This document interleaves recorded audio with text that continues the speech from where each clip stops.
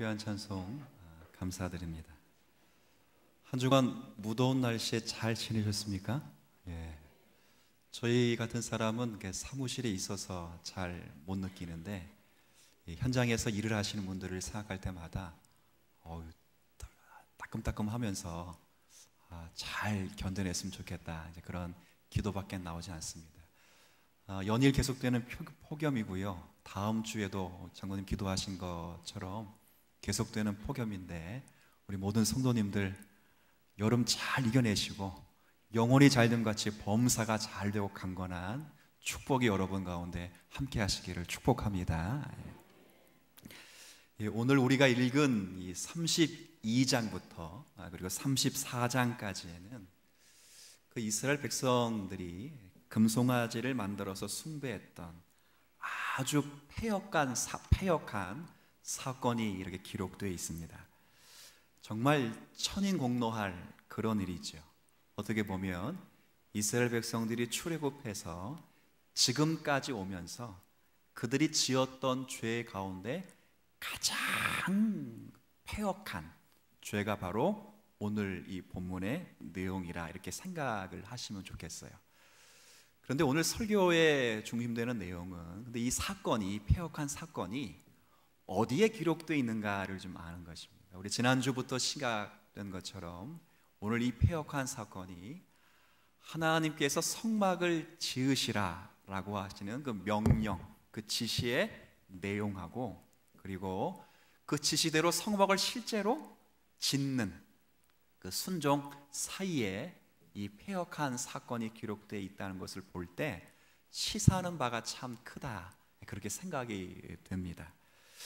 그리고 실제 이런 내용을 통해서 단순히 죄를 지었으니까 나쁘다, 앞으로 반면교사 삼아서 똑바로 살아라 라고 말씀하시는 것만이 아니라 이 일을 통해서 하나님의 어떠하심에 대한 큰 이해를 주고 있다, 성경이 구조상 우리에게 보여주시는 그런 내용이기도 합니다.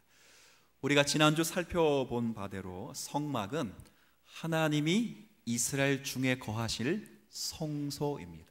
그러니까 성막은 하나님이 거하시는 집이고, 그리고 성막은 기도의 응답이 있고 죄의 용서가 있고 영적 감동이 임재하는 곳입니다. 그런 의미에서 볼 때 성막은 하나님의 구원이 어떤 것인가 하는 것을 정말 잘 보여주는 곳이 성막이라 말할 수 있습니다. 그리고 이 성막에 관한 규례를 우리가 지난주에도 살펴본 바대로 모세는 하나님께 계시를 받으면서 이 성막을 안식일 규례와 묶어서 우리에게 설명을 해 주었습니다. 이것은 어떤 의미냐면 안식이 의미하는 바와 같이 하나님께서 만드신 모든 것은 무엇을 더 첨가하거나 보충해야 될 필요성이 없는 완전한 것인 것처럼 그 완전의 근거에서 우리에게도 비로소 안식이 허락되는 것처럼 하나님께서 우리와 함께 계셔서 우리를 창조의 본연의 목적인 하나님의 영광과 찬송이 되게 하시는 그 목적에 하나님이 완성하실 것이라 라고 선언하시는 하나님의 하나님 되심에 관한 말씀이었다, 그렇게 말씀을 드렸습니다. 이러한 의미를 가지고 있는 성막은 더 이상 옮길 필요가 없게 되었을 때는 성전으로 이스라엘 중에 존재했습니다. 그리고 신약에 와서는 성전의 실체이신 예수 그리스도의 오심으로 인해서 하나님께서는 그리스도 예수 안에서 우리와 함께 계셔서 우리에게 약속하시고 우리에게 말씀하신 하나님의 책임을 지금도 성실하게 감당하고 계십니다. 그러나 오늘 본문에서 보는 바와 같이 이런 무한한 하나님의 은혜를 누리고 있는 그런 하나님의 백성들이 과연 하나님의 백성다운 모습이 있는가, 정말 하나님과 함께 할 만한 자였는가, 이것을 적나라하게 보여주는 내용으로 등장합니다. 적극적으로 이를 통해서 하나님이 우리와 함께 하신다는 그 은혜의 크기를 알리시는 말씀으로 하나님이 허락된 말씀입니다. 1절의 말씀 자초지종을 잠깐 보지요. 1절입니다. 자, 여러분 한번 1절 말씀 읽어주시겠어요? 시작. 백성이 모세가 산에서 내려옴이 더딤을 보고 우리를 위하여 이 모세 곧 우리를 애굽 땅에서 인도하여 낸 사람은 어찌 되었는지 알지 못함이니라. 아멘. 이 어떤 내용이냐면 이스라엘 백성들이 굉장히 지금 불안해하고 있습니다. 왜 불안해하고 있냐면 지도자인 모세가 산에 올라갔는데 올라간 지 40일이 가까웠는데 아무런 소식이 들려오지 않습니다. 여러분 한번 이렇게 생각해 보세요. 모세가 올라가면서 이스라엘 백성들에게 나 40일 동안 갔다 올게 이렇게 말했을까요? 아니요. 하루 이틀인지 잘 모릅니다. 근데 분명히 불러서 올라가셨어요. 하나님 불러서 올라가셨는데 안 내려온다 그 말입니다. 1절 마지막에 우리를 애굽 땅에서 인도에 낸 사람이 어찌 된지 난 모르겠다. 이 말은 모세가 죽었을 수도 있다 그 말이에요. 그러니까 불안해하는 거죠. 큰일입니다. 이렇게 한번 생각해 보세요. 여러분의 가장인, 혹시 이제 그게 가장인 남편이 되든 그것이 뭐 누가 되든 간에 남편으로 칩시다. 남편이요 아버지가 출장을 가셨는데 아무런 연락이 없이 2달 동안 집에 안 온다. 이렇게 표정들이 좋으세요? 뭐 잘못 이야기. 일부 때는 막 울상을 짓고 그러는데 막 여러분의 표정이 복음이라 이런 생각. 우리 집 애들은 막 아싸 그럴 수 있을 것 같아. 아싸. 불안해하지요. 얼마나 떨겠어요. 이스라엘 백성들의 심정이 그와 같습니다. 앞으로도 갈 수가 없죠. 지금까지 우리를 인도해 낸 사람이니까 낸 사람이 없으니 갈 수도 없습니다. 뒤로 갈 수도 없습니다. 뒤로 가면 뭐 하죠? 죽지요. 앞으로 갈 수도 없고 뒤로 가둘 수도 없습니다. 지금 이스라엘 백성은 이런 상황에서 아론에게 청을 하나 합니다. 뭐라고 청을 하냐면 지금까지 우리를 인도해 낸 이 사람은 죽었을지도 모른다. 그러니까 그 과거는 중요하지 않고 지금부터라도 우리를 인도해 낼 신을 하나 만들어 다오라. 그래서 아론이 만든 게 뭐라고요? 금송아지. 여러분들 혹시나 여러분들 생각하시면서 이스라엘 백성들이 우상을 만들었다고 하니까 금송아지를 섬겼다고 그러니까 혹시나 애굽에서 섬겼던 그 금송아지 형상인 아피스를 섬겼겠다 이렇게 생각할 수 있는데 전혀 그렇지 않아요. 4절 말씀 자 제가 읽어드릴 테니까 보세요. 4절 아론이 그들의 손에서 금고리를 받아 부어서 조각홀로 잘 새겨서 송아지 형상을 만드니 그들이 말하되 함께 읽습니다. 이스라엘아 이는 너희를 애굽 땅에서 인도하여 낸 너희의 자 이는 이 송아지가 아피스라 이렇게 말하지 않고 지금까지 너희를 인도해 낸 여호와 하나님이십니다. 애굽에게 10가지 재앙을 내리신 바로 그 하나님, 홍해를 마른 땅같이 건너게 하신 그 살아계신 하나님, 구름기둥과 불기둥으로 우리를 인도하시고 만나와 메추라기와 반석을 갈라 시원한 물을 먹여 여기까지 지키시고 보호하시고 인도하신 바로 그 여호와 하나님이시다 그 말이에요. 아니 아멘하면 안 되고 일단 여기는 이제 일단 우상 만들어 그런 신앙 고백을 하고 그런 신앙을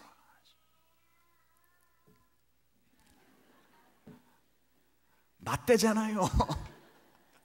제 말이 맞대잖아요. 그런 하나님이다 하나님. 그리고 5절에는 내일이 우리말로 주일이니 그 하나님을 섬기자. 얼마나 이스라엘의 감동을 받았는지 몰라요. 6절에 보니까 번제와 화목제를 드리고 평상시 안 하던 건 먹고 마시고 춤을 췄더라. 이 말은 예배의 은혜를 받았다 못 받았다? 받았다 그 말이에요. 얼마나 감동이 되면 먹고 성만찬하고 그리고 춤을 출 정도로 성령 충만하고 막 그랬다 그 말이에요. 그런데 한번 생각해 보십시오. 오늘 본문에 나와 있는 이 표현들 이것이 왜 우리가 좀 생각해야 되냐면 이스라엘 백성들은 그러니까 우상 하나님을 배제하고 다른 신을 섬긴 게 아닙니다. 우리가 보통 우상 그러면 하나님 외에 다른 신을 잘 섬기는 것을 우상이라고 그러는데, 사실 이스라엘 백성들의 우상은 이것보다 더 근접합니다. 하나님을 섬기면서 신앙의 대상을 하나님으로 책정해 놓으면서 하나님을 뭐하고 있다고요? 우상화하고 있습니다. 하나님의 계시에 근거하지 않고 자기 편리, 자기 유익, 자기 만족을 위하여 하나님을 섬기면 그것이 하나님을 뭐 하는 거라고요? 우상화하는 거예요. 굉장히 큰 죄를 짓고 있습니다. 하나님을 신앙의 대상으로 여기지 않고 다른 신을 섬기면 변명할 충분한, 제가 여기서도 그러나 전혀 그렇지 않습니다. 하나님을 섬기고 있습니다. 하나님을 부르고 있습니다. 우리를 여기까지 인도하시는 살아계시고 전능하신 여호와 하나님, 그러면서 기도하고 있습니다. 예배하고 있습니다. 그러나 자기 편리, 자기 유익입니다. 무섭습니다. 우리가 지어낼 수 있는, 우리가 신앙생활할 수 있는 신앙의 공동체에 누구나 다 제외하지 않는 우리들의 죄목일 수 있습니다. 얼마나 패역한 것입니까? 하나님 이것에 대해 진노하십니다. 얼마나 진노하시는지 우리가 읽은 말씀 보면, 하나님이 내 백성이라고 하지 않고 네 백성이라면 네 백성, 그리고 이 백성이 목이 뻣뻣하다. 이 말은 뭐예요?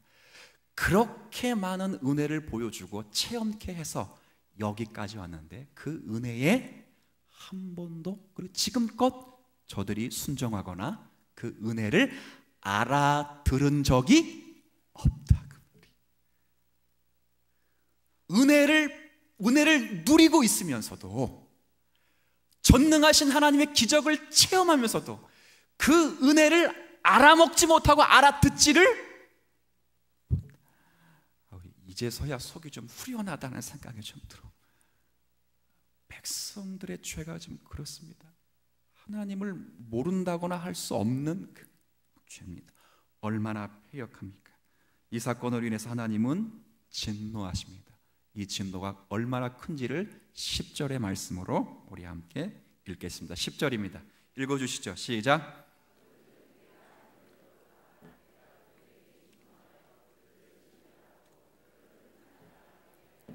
어떻게 하시겠다고요? 싸그리 죽여버리겠다 그 말이지. 죄가 얼마나 패역한지를 가늠할 수 있는 내용입니다. 그런데 제가 아까 서두를 시작하면서 오늘 우리가 이 본문을 원천적으로, 근원적으로 살필 때 이 본문은 어떤 말씀, 어떤 규례 사이에 기록된 말씀이라고 그랬죠? 성막에 관한 규례 사이에 있는 말씀입니다. 성막이 하나님이 저와 여러분과 함께 계신다는 말씀 속에 이 규례가 주어집니다.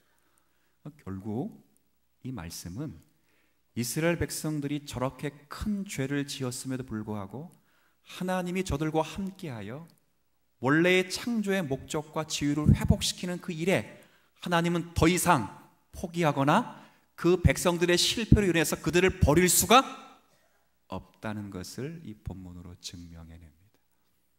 이제부터 생각해 보십시오. 하나님이 이스라엘 백성들을 정말 진멸하시려면 모세에게 내려가라 이런 말 하지 않습니다. 그리고 모세에게 하나님 뭐라 말씀하면 나 화났거든 그럽니다.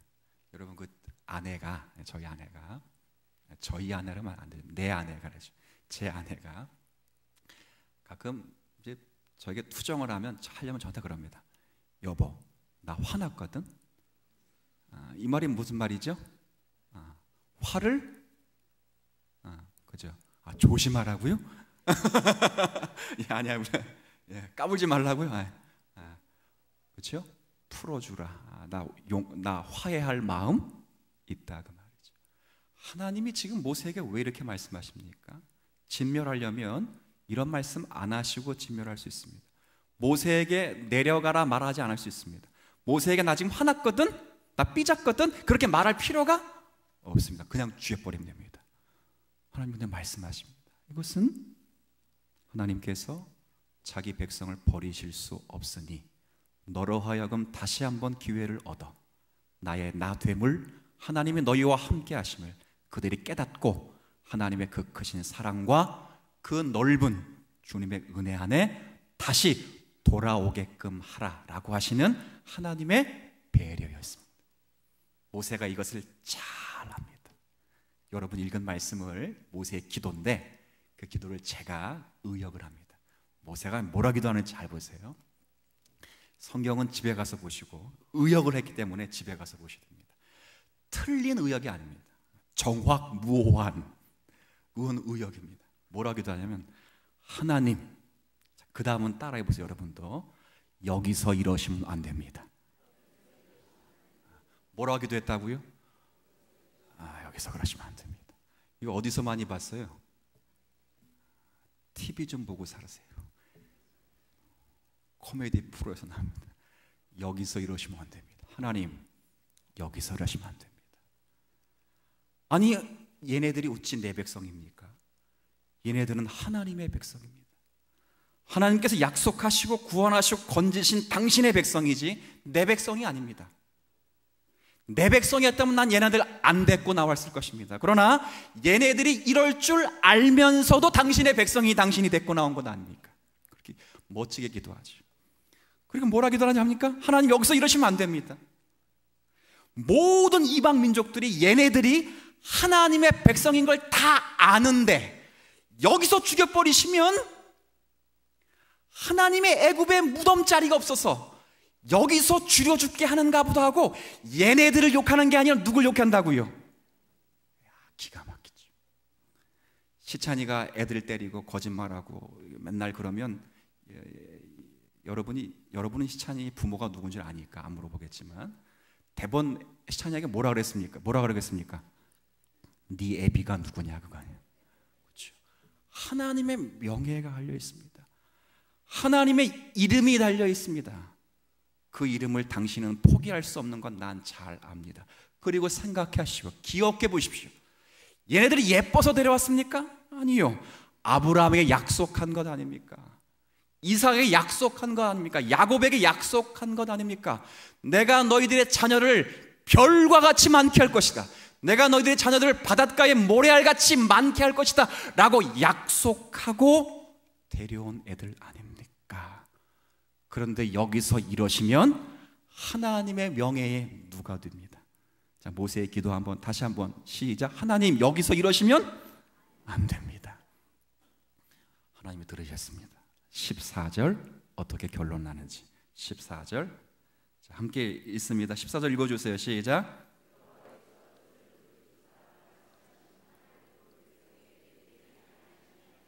네, 뜻을 어떻게 했다고요? 근데 이 말 잘 생각하셔야 돼요. 어떻게 생각하셨냐면 모세가 하나님과 독대해가지고 화나에 있는 하나님을 잘 설득해가지고 하나님의 마음을 바꾼 것이 아니라 하나님의 이 마음을 잘 알고 있는 모세가 하나님의 하나님 되심을 하나님이 하신 약속의 말씀으로 이스라엘 백성들 앞에 지금 소개하는 내용이에요. 얼마나 모세도 멋집니까? 그 백성을 구원하시려고 하는 원래의 하나님의 뜻을 모세의 중보를 통해서 성취하고 있습니다. 모세가 하나님과 논쟁에서 하나님을 설득하고 달래서 하나님의 계획을 변경시키는 데 성공한 것이 아니라, 그래서 하나님이 뜻을 돌이키신 것이 아니라, 이것은 본래부터 처음부터 부패한 이스라엘 향한 하나님의 자비와 긍휼하심이 중보자 되는 모세를 통해서 다시 한번 확인되는 것입니다. 그리고 신약에 와서는 우리의 참된 중보자 되시는 예수 그리스도를 통해서 확인케 하시는 것입니다. 이게 오늘의 말씀입니다. 그리고 이것이 여호와의 종교의 핵심이고, 그래서 이 내용이 성막 사이에 함께 있어 성막이 말씀하신 바와 같이 하나님이 너희와 함께하여 창조 때 너희를 위하여 예비하고 계획한 영광의 자리에 내가 앉힐 것이라 하시는 그 말씀의 규례를 주는 중간에 기록된 이유가 거기에 있는 것입니다. 하나님이 이스라엘 백성들 가운데 사니까 백성들이 좋은 사람이라고요? 아니랍니다. 금송아지를 섬겼다고요. 더 적극적으로 말하면 하나님을 뭐처럼 섬겼다고요? 우상처럼 섬겼다고요. 이런 자들이었다고요. 그러나 하나님 말씀하십니다. 난 이것들을 포기할 수 없다. 왜? 내가 약속했다. 내가 그들과 평생 함께하기로 했다. 그들은 나의 전부라. 이것이 여호와의 종교의 핵심을 말합니다.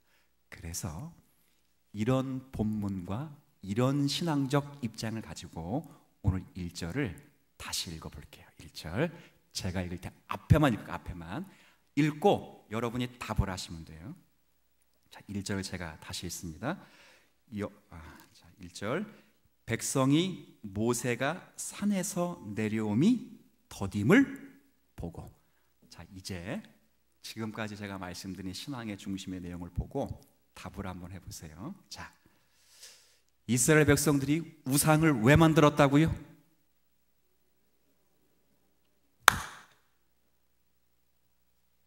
맞아요. 누가 내려옴이 더딤을 보고. 자, 묻습니다. 이 모세를 누가 불러갔습니까? 아시겠습니까? 모세가 없어 범죄했으니 이 싸가지 없는 것들, 이게 아니라 모세가 없는 그 자리를 채우실 수 있는 하나님이신 줄 믿습니다. 그런 하나님으로 오늘 등장합니다. 모세가 없다. 그래서 저들이 우상을 만들었다. 우상이 나쁘다. 그래서 하나님 무척 화가 나셨다. 그러니 똑바로 살아라. 그런 이야기를 하는 것이 아닙니다. 우상이라는 것이 뭔가 하는 우상 자체의 문제이기보다는 우상의 문제로 야기된 이스라엘 민족의 신앙의 실패를 누가 책임질 것인가, 그 문제예요. 여기서 책임진다는 것은 저들의 잘못을, 시시비비를 가려서 저들의 잘못을 문책하겠다는 것이 아니라 저들의 신앙적 책임을 누가 회복시킬 것인가. 누가 없어서 벌어진 일이라고요. 그 모세를 누가 불러갔다고요? 그 모세를 누가 세웠다고요? 그렇지요. 하나님이 종을 세워 당신의 백성에게 보내시는 것은 그 백성을 구원하시고 인도하시고 완성하시기 위한 하나님의 애정의 발로라, 그 말이에요. 그 자리를 내가 채울 것이다. 모세의 중보자 역할을 장차 다 이 땅에 오신 그리스도 예수로 완성하여 모세가 없어 망가진 이스라엘 인생 속에 내가 개입하여 그 망가진 인생을 그리스도 예수로 회복시켜 낼 것이다. 누구의 선언이십니까? 하나님의 선언이십니다. 우상 섬기지 말아라, 이 이야기를 하는 게 아닙니다. 더 급한 이야기를 하는 것입니다. 더 원천적인 이야기를 하는 것입니다. 그들이 왜 우상에 빠졌는가? 애들이 잘못하면 누구 책임이에요? 모세가 없어 그렇습니다. 모세가 없어서. 그 모세가 없는 자리를 하나님이 채워주시겠다, 그 말입니다. 놀라운 말씀입니다. 이런 신학적, 이런 책임은 신학에 와서 이렇게 소개됩니다. 로마서 5장의 말씀을 이제 가보죠. 로마서 5장입니다. 성경 한번 보세요.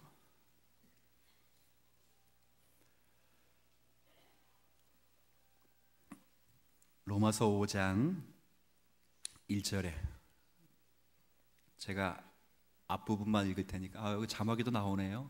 자막 보셔도 됩니다. 제가 1절 앞부분 읽을게요. 한번 보세요.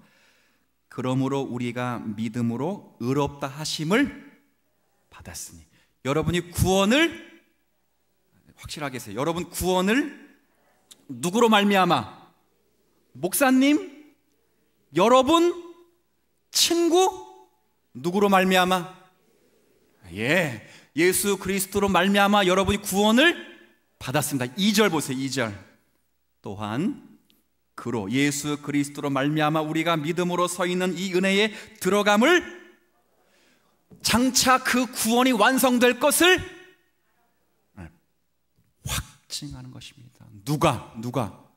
하나님이. 하나님이. 예수 그리스도가 하나님 자신과 우리 사이를 화목케 하신 중재자가 되셨습니다. 이 표현을 잘 이해하셔야 됩니다. 예수님이 잘했기 때문에 저들이 구원이 성립되었다는 것이 아니라 이 모든 일을 시작하시고 이 모든 일을 결과시키시는 분이 누구라? 하나님이시라, 그 말이죠. 그래서 8절부터 10절까지가 이렇게 됩니다. 제가 읽어드리죠. 8절부터 10절까지가 우리가 아직 죄인 되었을 때에 그리스도께서 우리를 위하여 죽으심으로 하나님께서 우리에 대한 자기의 사랑을 확증하셨느니라. 그러면 이제 우리가 그의 피로 말미암아 그다음 의롭다 하심을 구원을 받았으니 그다음 같이 읽어주세요. 더욱 그로 말미암아 진노하심에서 구원을 받을 것이다. 시작하셨으니 반드시 끝나게 누구로 말미암아? 그렇죠. 예수 그리스도로 말미암아 하나님이 시작한 일이다. 그래서 이 결론을 어떻게 맺는지 11절 이거 한번 같이 읽어주세요. 시작. 그뿐 아니라 이제 우리로 화목하게 하신 우리 주 예수 그리스도로 말미암아 하나님 안에서 또한 그렇죠. 구원을 시작하신 그분이 반드시 그리스도 예수 안에서 이루신 그 구원을 완성하실 것인데, 그러니 쫄지 말고 째째하게 굴지 말고 하나님 앞에서 담대히 그분 안에서 그분을 즐기랍니다. 누구 안에서요? 하나님 안에서. 누구 안에서요?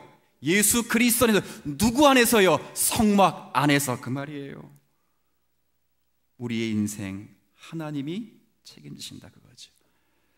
예수 안에서 하나님은 즐거운 인생을 살잡니다. 쪼잔하게 굴지 말랍니다. 너의 인생 너가 책임질 것처럼 살지 말랍니다. 살아봐라. 네 건강도, 네 직장도, 내 사업도, 네 아내도, 네 자녀도 책임지지 못하는 것이 너희들의 인생이라 주님 말씀하십니다. 그러나 주님 이렇게 말씀하시죠. 그러나 그 책임질 못할 인생을 내가 책임질 것이라.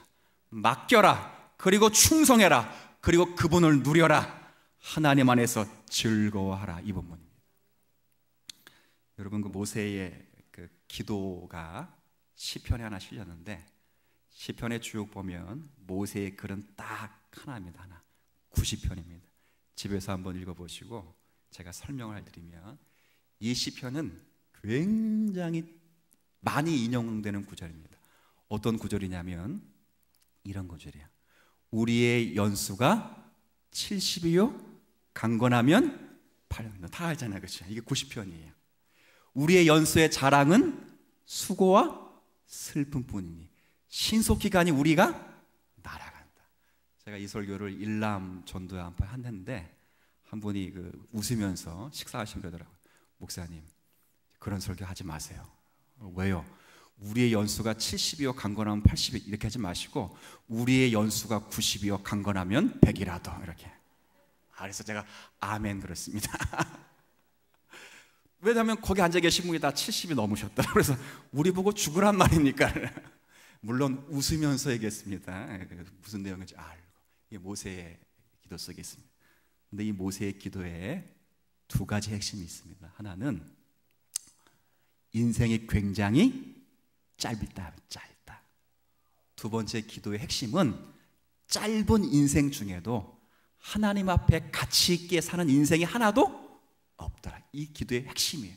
인생이 굉장히 짧은데 그 짧은 인생 속에도 하나님 앞에서 가치 있게 사는 인생이 하나도 없더라. 이게 40년 광야 생활을 통해서 내린 결론입니다. 그런데 모세가 그렇게만 결론 내리지 않고 모세가 그런 걸 알면서 체험한 한 가지 진리 지식으로 결론을 내립니다. 뭘 깨달았냐면 이렇게 합니다. 그럼에도 아침마다 주의 인자하심이 영원하리로다. 이렇게 말해요. 놀랍죠? 아침마다 무슨 주의 인자하심을 맛봤습니까? 네? 아니, 아침마다 봤대요. 모세가 아침마다 주의 인자하심을 봤대요. 뭘 맛봤길래? 만나를 먹었잖아요. 만나. 그렇죠.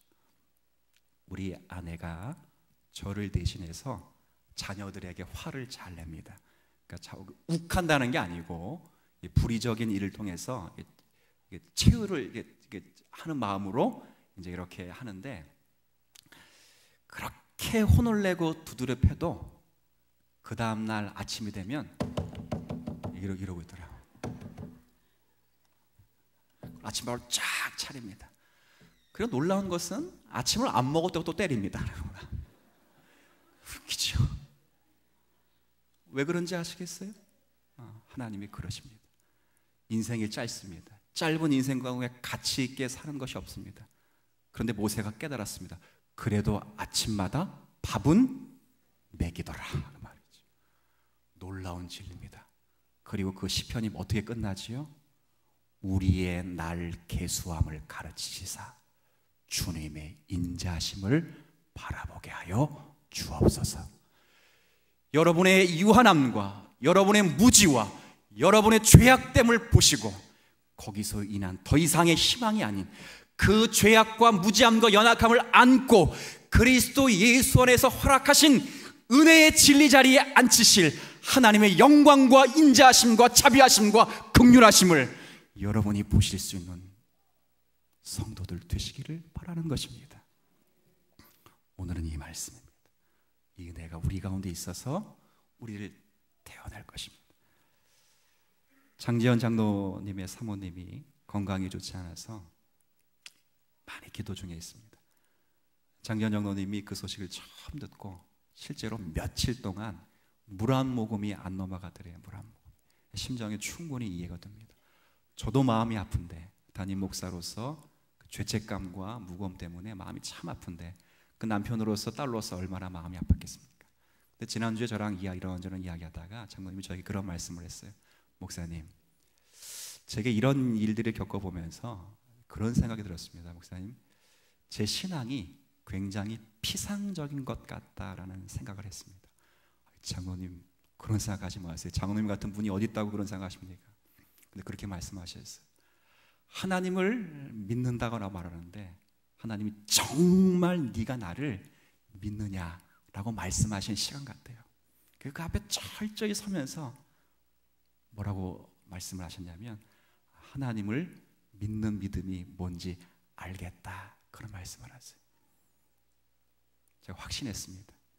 하나님이 이것을 원하시는구나 이거. 그리고 제가 확신했습니다. 하나님이 책임져 주실 것이다. 장로님도 그 고백을 하고 나서 마음이 바뀌었습니다. 저 뒤에 보세요. 웃고 계셔요. 비웃는 건 아니시죠? 하나님이 하신다는 걸 아셨습니다. 우리의 믿음에 진정한 항복을 받길 원하신다는 걸 아셨습니다. 내가 은혜 베풀 테니까, 내가 함께 할 거니까 나만 따라와, 이게 아니라 그 은혜 베푸신 하나님이 얼마나 위대하시고 자기 백성을 위하여 하시는 그 일들이 얼마나 엄중하신가를 단순한 체험과 단순한 기적의 몇 가지를 누릴 것이 아니라 우리의 신앙적 전 인격적으로 고백받기를 원하셔서 우리의 삶에 깊이 개입하시는 하나님의 하나님 되심의 놀라움을 체험하시길 바랍니다. 여기에 승복하지 못하면 여러분의 인생은 괴롭습니다. 이거 고백받기 위해서 여러분의 인생을 흔들어낼 것입니다. 승복하시고 그 인생의 진가를 확인하셔서 우리의 인생을 책임지시는 하나님 앞에 우리의 신앙을 경주하시고 완성될 그 자리에 굳건히 설 것을 소망하시는 오늘의 말씀이 되시기를 주의 이름으로 부탁을 드리겠습니다. 은혜 때문에 죄에 대하여 무감각하라 하는 말씀이 아닙니다. 하나님 무조건 죄를 눈 감아주시는 분도 아니십니다. 무조건 용서하시는 분도 아닙니다. 그 과정에 예수가 죽어야 합니다. 간과할 수 없는 아픔이 있고 그 아픔이 우리에게도 요청되기도 합니다. 하지만 이 모든 것을 넘어 우리의 창조의 원래의 본연의 뜻을 만드시길 원하시는 하나님의 열심이 성막 가운데 타락한 이스라엘 백성들의 패역 속에서도 증거되고 있습니다. 이 하나님을 업신여기지 않게 하여 주옵소서. 이 하나님을 나의 상급으로 여기게 하여 주옵소서. 이 하나님을 나의 방패로 여기며 오늘의 말씀으로 삼는 성도들 되도록 은혜 더하여 주옵소서. 예수님의 이름으로 기도 올립니다. 아멘.